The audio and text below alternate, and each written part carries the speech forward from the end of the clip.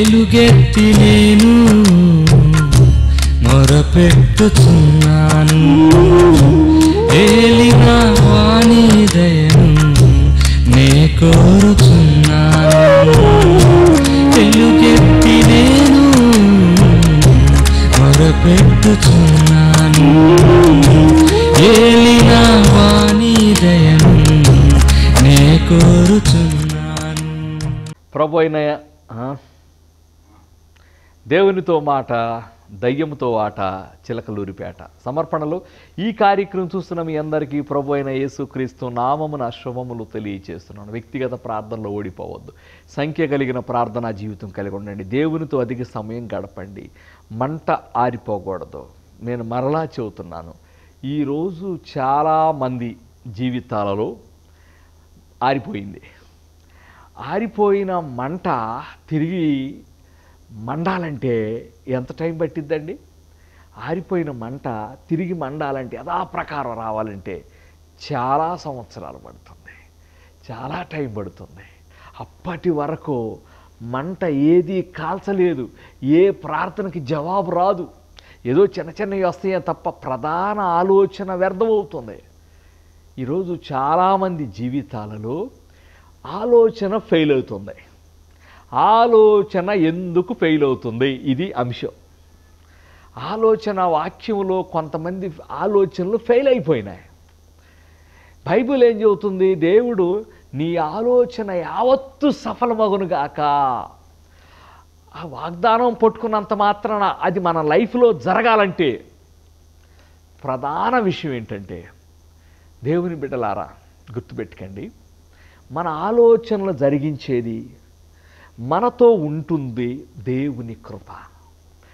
రోమా 9:16 పరుగెత్తు వారి వలనైనను ప్రయాసపడు వారి వలనైన కాదంట, దేవుని కృప వల్ల అవుతుంది. కరుణించు దేవుని కృప అంటే పరిగెత్తాలని ఆలోచన ఉంటుంది, ఫస్ట్ రావాలని ఆలోచన ఉంటుంది, ప్రయాసపడాలి, ఫలాన్ని సాధించాలని ఆలోచన. నీ కష్టం కాదు, కృప కలిగినప్పుడే నువ్వు రీచ్ అవ్వగలవు. కృప కలిగినప్పుడే మీరు దాన్ని అనుభవించగలరు. కృప ఏ స్థాయిలో ఉంది టెస్ట్ చేసుకోండి. కృప ఎందుకు తగ్గిద్దో తెలుసా? ప్రార్థన తగ్గితే కృప తగ్గిపోయింది, మంట తగ్గితే కృప తగ్గిపోతుంది. క్లియర్గా చెప్పాడు 1 కొరింథీ 6:1 మీరు పొందిన దేవుని కృపను వ్యర్థము చేసుకోవద్దు. ఏమండి, పర్వతాలు తొలగిన, మెట్టలు తత్తలిన, కృప విడిపోదన్నావు ప్రభా. దేనికి దానికి కనెక్షన్లు పెట్టబాకండి. కొత్త నిబంధనలో కృప వ్యర్థమయ్యే సిస్టమ్ ఉంది. లేకపోతే మీరు పొందిన దేవుని కృపను వ్యర్థం చేసుకోవద్దని మొదటి రెఫరెన్స్. యోధా 4 పత్రికలు కొందరు భక్తిహీనులైన వారు ఆ దేవుని కృపను కామాతురతకు దుర్వినియోగం చేస్తున్నారు. రెండో రెఫరెన్స్లు బట్టి ఒక విషయం స్థిరపరచబడాలి, కృప వ్యర్థమవుతుంది. కృప వ్యర్థమవుతుంది. ఎప్పుడు వ్యర్థమవుతుంది? ప్రార్థన తగ్గితే, ప్రార్థనలో ఆరిపోతే కృప వ్యర్థమవుతుంది. కృప ఎప్పుడైతే వ్యర్థమవుతుందో ఆలోచన విధానము ఫెయిల్ అవుతుంది. ఆలోచన విధానము ఫెయిల్ అవుతుంది. కాబట్టి దేవుని కృప మన ఆలోచనలు జరిగిస్తుందండి. ఇప్పుడు పౌలు 1 కొరింథీ 15:10 ప్రయాసపడినది నేను కాదు. ఆయన అద్భుతమైన మాట. అందరికంటే నేను ఎక్కువగా ప్రయాసపడినది నేను కాదు, నాకు తోడై ఉన్న దేవుని కృప. అంటే దేవుని కృప మన తరపున ప్రయాసపడుతుంది. దేవుని కృప మనకు విశ్రాంతి ఇస్తుంది. నీ ప్రయాసను తగ్గించి నీ తరపున ప్రయాసపడుతుంది. నువ్వు రీచ్ అవ్వలేని దాన్ని దేవుని కృప ద్వారా రీచ్ అవ్వగలవు. మనం వెళ్ళలేని ప్లేసుల్లో దేవుని కృప ద్వారా వెళ్ళగలం. కృప మన జీవితంలో మన తరపున ప్రయాసపడుతుంది. కృప మన జీవితంలో మన ఆలోచనలు జరిగిస్తుంది. దేవుని కృప వల్ల 100 ఉపయోగాల పుస్తకం రాస్తున్నాను. ఎన్ని ఉపయోగాలు రాసినా నేను రాస్తుంటే నాకు చాలా బాధ కలిగే విషయం ఏంటంటే, అయ్యో నాకు తెలియదు, అంతకుముందు నేను గ్రహించలేదు, ఎంతో వ్యర్థమైపోయింది. ఇప్పుడు కృప ఎంత ఉందో తెలుసా? బైబిల్లో యెహోవా నీ కృప ఆకాశము కంటే ఎత్తైనది. అసలు ఆకాశం ఎంత పెద్దదో ఇప్పటికీ తెలియదు. దానికంటే ఎత్తైన కృప మన కొరకు దేవుడు ఏర్పాటు చేసి ఉంచాడు. నమ్ముతున్నారా? నమ్మటం ఇంపార్టెంట్ అండి. బైబిల్ని కొంతమంది 80% నమ్ముతానని అంటారు. 10% నమ్ముతానండి. నేను 100% నమ్ముతా. దేవుడు మన కొరకు ఆకాశం కంటే ఎక్కువ కృపనిచ్చాడు. దుర్వినియోగం చేయకూడదు. ఈరోజు చాలామంది కృప పోయింది.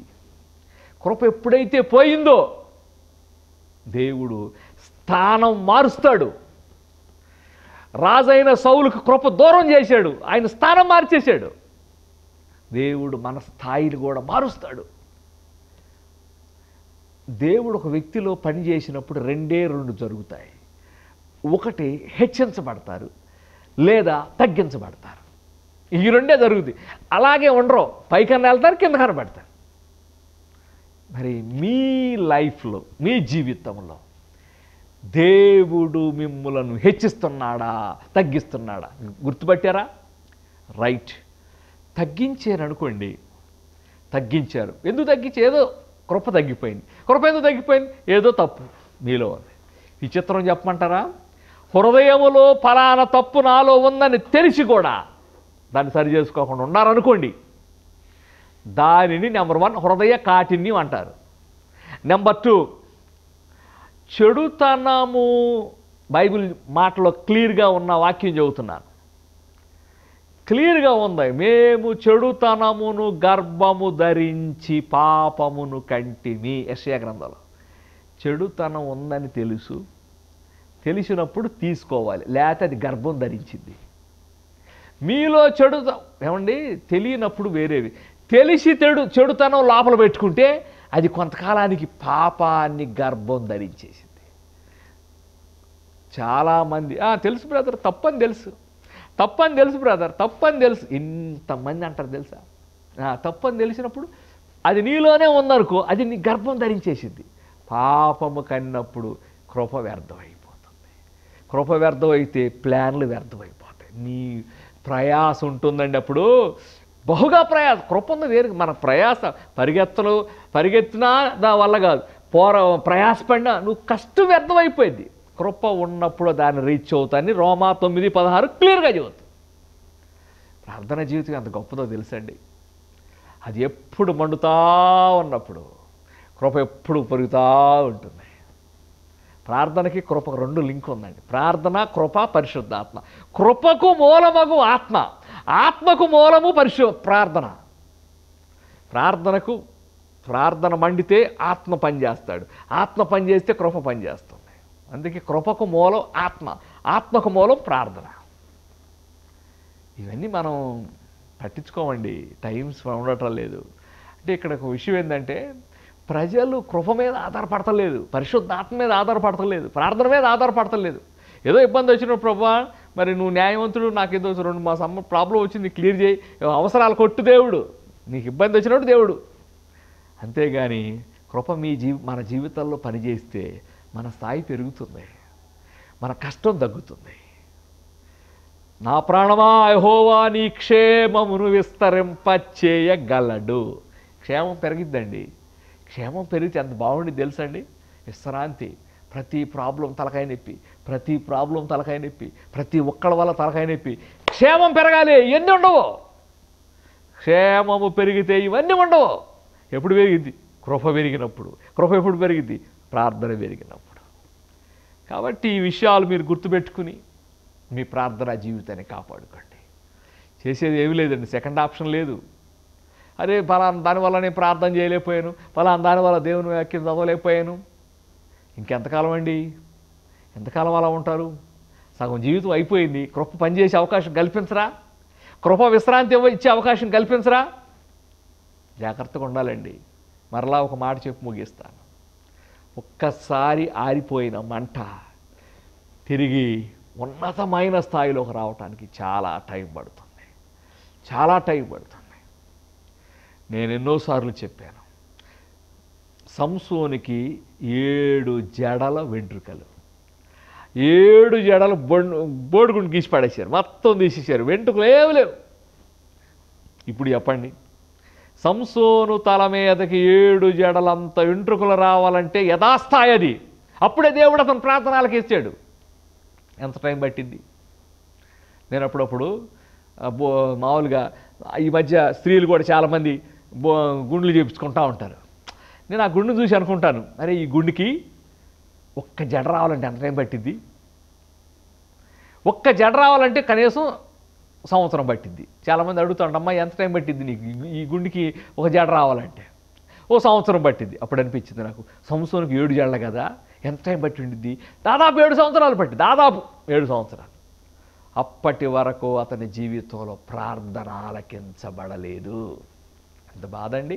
శత్రువు బాధిస్తున్నాడు, ఓర్చుకున్నాడు, కొడుతున్నారు, ఓర్చుకున్నాడు, ఆర్థిక ఇబ్బంది, ఫెయిలు, ఆలోచనలు ఫెయిలు, ఎప్పటి వలే విరజిమ్ముదని అనుకున్నాడు, ఫెయిల్. అంతే, కృప పోయింది. మంట పోతే కృప పోయినట్టే. ఈ కార్యక్రమం చూసిన దేవుని బిడ్డలారా, వద్దండి, ఒకే ఒక లైఫ్ కాపాడుకుందాం. ఏమీ సాధించలేం. అది మర్చిపోదు. మీరు అనుకోవచ్చు, ఆ లోకస్తులు బాగున్నారండి, వాళ్ళు చాలా డబ్బులు ఉన్నాయండి, పైకి కనపడతా ఉంటారు అంతే. ఏమండి, వాళ్ళు ఎలా ఉన్నారు? బైబిల్ చదవలేదా? భక్తిహీనులు ఫలించు చిగురించే చెట్టులాగా ఉంటారు, వర్ధిల్లే చెట్టులాగా ఉంటారు, ఆయనను నిమిషంతో అక్కడ కనపడలేదు. వాళ్ళు ఎలా ఉంటారు? బైబిల్ చదవలేదు మనకే. ఇంకా వాళ్ళని చూసి నేర్చుకునేది ఏంది? దయచేసి టైం వేస్ట్ చేసుకోబాకండి. ఇక నుంచి అన్నా మీ ప్రేయర్ లైఫ్ కాపాడుకుంటే కృప మీతో ఉంటుంది. కృప పెరిగితే మీ ఆలోచనలు పెరుగుతాయి. టెస్ట్ చేసుకోండి, నా లైఫ్లో ఎంత కృప పనిచేస్తుంది అంటానికి గుర్తు మీ ఆలోచనలు ఎంత జరుగుతున్నాయి, ఫెయిల్ అవుతున్నాయా? చాలామంది నాతో, పాస్టర్ గారు నా ఆలోచనలు ఫెయిల్ అవుతున్నాయి అని ప్రార్థన చేయండి. ఒక్క నిమిషంలో చేసే ప్రార్థన అది. సంవత్సరానికి 7 సంవత్సరాలు పట్టింది. ఒకవేళ ఆ రోజు సంవత్సరం టైంలో పాస్టర్ గారు ఉంటే, అయ్యా నా కృప వచ్చేటట్టు ప్రార్థన చేయమంటే ప్రార్థన చేయగలి వచ్చేది. అది యథాస్థాయికి వచ్చేంత వరకు అతను ప్రార్థన దేవుడు ఆలకించలే. మర్చిపోవద్దు. తిరిగి వెంట్రుకలు మలుచుచూ ఉండేనంటే అర్థమైందండి, ఆ స్థాయికి వచ్చే వరకు దేవుడు మామూలు విడిచిపెట్టాడు. కాబట్టి దయచేసి మీరు తేలిగ్గా తీసుకోవద్దండి. తేలిగ్గా తీసుకుంటే మీ ప్రార్థనా గదిలో ఫెయిల్ అయిపోతే ఎంతో బాధపడేది మీరే. దయచేసి ఇప్పటికన్నా కళ్ళు తెరిచి ముందుకు సాగాలని కోరుతున్నాం. ఇంకా మీకేమైనా సందేహాలు వస్తే నేను రాసిన పుస్తకాలు చదవండి. ప్రార్థనలో పుట్టిన పుస్తకాలు మిమ్మల్ని ప్రార్థించేటట్టు చేస్తాయి. దేవుని కృపను వ్యర్థము చేసుకోవద్దు. మంట ఆరిపోవద్దు. మంట ఆరిపోతే దేవుని కృప కోల్పోతాం. దేవుని కృప కోల్పోతే ఆలోచనలు ఫెయిల్ అయిపోతాయి. సంస్థన ఆలోచన ఫెయిల్ అవ్వాలా? ఏం కాదు అయిపోయింది అనుకుంటే అంటారు చాలామంది. ఏం కాదు, మొత్తం ఫెయిల్ అయిపోతుంది. ఎందుకు అవుతుంది అట్లా? కృప కోల్పోయింది. ఎందుకు పోయింది? మంట ఆరిపోయింది. మంట ఎందుకు ఆరిపోయింది? పాపము మంటను ఆరిపేసింది. కాబట్టి జాగ్రత్తగా ఉండాలండి, జాగ్రత్తగా ఉండాలి. ఇష్టానుసారంగా ఉంటే మాత్రం కృప పనికి రాదు. కృప ద్వారా మీరు మేలు పొందలేరు. మీ కష్టం మీద డిపెండ్ అవుతారు. ఎంతకాలం డిపెండ్ అవుతారు? ఒకవేళ మీ కష్టం వ్యర్థమైందనుకో, పరిస్థితి ఏంటి? మీకు మరొక ముఖ్యమైన విషయం చెబుతున్నాను. నా గిన్నె నిండి పొర్లుచూ ఉన్నది, నా బ్రతుకు దినములన్నీ కృపాక్షేమములే నా వెంట వచ్చును. క్షేమము, కృపను బేస్ చేసుకుని క్షేమం ఉంటుంది. కృపాక్షేమము, బ్రతుకు దినాలు అన్నీ ఏమొచ్చిందండి? దినములన్నీ క్షేమముగా ఉండే అనుభవం మీరు చూసారా? మేము చిన్నప్పుడు హాస్టల్లో ఉండేటప్పుడు మా తల్లిదండ్రులు ఉత్తరం పైన హెడ్డింగ్ క్షేమములు అని పెట్టేవాళ్ళు. ప్రియమైన తల్లిదండ్రులకు మీ కుమారుడికే రత్నకుమార్ రాయినదేమనగా, గత 2 రోజుల నుంచి నా కాలు బాగాలేదు, జ్వరంతో నా ఎంతో బాధపడుతున్నాను, ఒళ్ళు నొప్పులు పుడుతున్నాయి, అన్నం సరిగా తింటలేదు. పైన హెడ్డింగ్ ఏది, కింద మ్యాటర్ ఏంటి? చూసారా? పుట్టిదే ప్రజలు నటిస్తున్నారు క్షేమం లేక. బైబిల్ చెబుతుంది నా బ్రతుకు దినములన్నీ క్షేమం. ఎప్పుడు? కృప ఉన్నప్పుడు. ఎన్నోసార్లు చెప్పాను, నా గిన్నె నిండి కృపతో పొర్లుచున్నది. గిన్నె నిండితే జనవరిలో నుంచి మనం నీళ్లు పోతున్నాం కానీ గిన్నె నిండతలా. ఎందుకని? కింద రంధ్రాలు ఉన్నాయి, పోతా వ్యర్థమైపోతుంది. కాబట్టి దయచేసి సరి చేసుకోండి, దయచేసి సరి చేసుకోండి. కృప లేకుండా మనము జీవితం వ్యర్థం. తన్నుకు ప్రార్థించు వారందరి ఎడల కృప చూపుటకు ఐశ్వర్యవంతుడు. అడగండి అడగండి, అయ్యా కృప దయచేయండి, కృప. ఇది వరకు మీటింగుల్లో మా చిన్నతనంలో అప్పుడు మీటింగులు భలే ఉండేయండి. అరే ప్రార్థన వాక్యం చెప్పిన తర్వాత పశ్చాత్తాపంతో బొరలాడుతూ ఉండేవాళ్ళు, అయ్యా క్షమించయ్యా, అయ్యా క్షమించయ్యా అయ్యా. కానీ ఇప్పుడు మీటింగులు చాలా తేడా వచ్చిందండి. ఆ ఆల్టర్ కాల్ ఇస్తే ఊరికి ఎత్తుతున్నారే తప్ప ప్రతి మీటింగులు ఎత్తుతున్నారు. పశ్చాత్తాపంలో ప్రభా క్షమించయ్యా, ఏమైనా తప్పులు చేస్తే క్షమించే, ఏం చేసావు నీకు తెలీదా? పశ్చాత్తాపం నిజంగా రావాలండి. కృప కోసం అంగలార్చాలండి. అయ్యా కృపను కోల్పోయాను, కృప దయచేయి. ఎవరైనా ఇదే సూత్రం, ఎవరైనా కృప కోసం వేడుకోవాల్సిందే. కాబట్టి దయచేసి కృపాక్షేమములు మీ వెంట వచ్చే విధముగా ఉండాలని నేను కోరుతున్నాను. మీకేమైనా సందేహాలు ఉంటే ప్రార్థనా పుస్తకాలు చదవండి, ప్రార్థనా గదిలో పుట్టిన పుస్తకాలు. అలాగే ప్రపంచ స్థాయిలో నాతో కలిసి పనిచేద్దాం రండి. ఒక సైన్యాన్ని తయారు చేద్దాం, దేవునితో అధిక సమయం గడిపే సైన్యాన్ని. కృప కలిగి కృపను పెంచుకొని గొప్ప కార్యాలు దేవుని కోసం తయారు చేద్దాం. దేవుడు మిమ్మల్ని ఆ విధంగా చేయాలని నేను కోరుతున్నాను. ఇప్పటికన్నా కళ్ళు తెరుద్దాం. అటువంటి కృప దేవుడు మీకు దయచేయను గాక. ప్రార్థన చేసుకుందాం. పరిశుద్ధుడా, మీ కృప అమూల్యమైనది, మీ కృప ఆకాశం కంటే ఎత్తైనది. మీ కృప సౌలుకు కోల్పోతే అతని స్థాయిని కోల్పోయారు, తగ్గించబడింది. మా జీవితంలో ఏం జరుగుతుందో పరిశీలించుకోండి, సహాయం చేసి మా ఆలోచన సఫలము చేయమని యేసుక్రీస్తు నామములో అడుగుచున్నాం తండ్రి, ఆమేన్. దేవునితో మాట, దయ్యముతో ఆట, చిలకలూరిపేట సమర్పణలో ఈ కార్యక్రమం చూస్తున్న మీ అందరికీ ప్రభు అయిన యేసుక్రీస్తు నామమున శుభములు తెలియజేస్తున్నాం. వ్యక్తిగత ప్రార్థనలో ఓడిపోతే ప్రతి కష్టం వ్యర్థమవుతుంది. వ్యక్తిగత ప్రార్థనలో ఓడిపోతే ప్రతి సమయం వ్యర్థమవుతుంది. వ్యక్తిగత ప్రార్థనలో ఓడిపోతే ప్రతి ఆలోచన వ్యర్థమవుతుంది. వ్యక్తిగత ప్రార్థనలో ఓడిపోతే ప్రతి ధనము వ్యర్థమవుతుంది. ఇట్లా 100 విషయాలు చెప్పాను నేను. ప్రజలు దేవునితో అధిక సమయం గడపటానికి ఆటంకాలు అధిగమించి దేవునితో సమయం గడపటానికి మరొక 2 క్రొత్త పుస్తకాలని నేను రాయటం జరిగింది. అందులో ఒకటి, మొర్ర పెట్టుట ద్వారా కలిగే 100 ఉపయోగాలు. మొర్ర పెట్టుట ద్వారా కలిగే 100 ఉపయోగాలు. రెండవది, అధిక సమయం ఎందుకు ప్రార్థించాలి 100 కారణాలు. అధిక సమయం ఎందుకు ప్రార్థించాలి 100 కారణాలు. యోహాను సువార్త 21:15లో పేతురుతో అంటాడు, వీరి కంటే నన్ను ఎక్కువ ప్రేమిస్తున్నావా? వీరు ప్రేమిస్తున్నారు, బట్ వీళ్ళు అవసరం లేదు, నార్మల్గా ప్రేమించేవాళ్ళు. వీరికంటే ఎక్కువగా ప్రేమిస్తున్నావా? క్రైస్తవులు 2 రకాలు, నార్మల్గా ప్రేమించేవారు, అధికంగా ప్రేమించేవారు. ప్రపంచములో దేవునితో అధిక సమయం గడుపుతాం రండి, ప్రపంచాన్ని దేవునితో అధిక సమయం గడిపేటట్టు చేద్దాం రండి అని గత కొన్ని సంవత్సరాల నుంచి నేను మాట్లాడుతున్నాను. కాబట్టి తప్పకుండా ఈ పుస్తకాలు చదివి మీ ప్రార్థనా జీవితాన్ని పెంచుకోవాలని కోరుతున్నాను. త్వరపడండి, కొన్ని పుస్తకములు మాత్రమే అందుబాటులో ఉన్నాయి. ఈ పుస్తకములు కావలసిన వారు సంప్రదించవలసిన ఫోన్ నెంబర్ 6338265562. ఈ నెంబర్కు గూగుల్ పే, ఫోన్ పే ద్వారా విరాళం పంపి ఫోన్ నెంబర్ కూడా దానితో పాటు పంపగలరు. త్వరపడండి, కొన్ని పుస్తకములు మాత్రమే అందుబాటులో ఉన్నవి.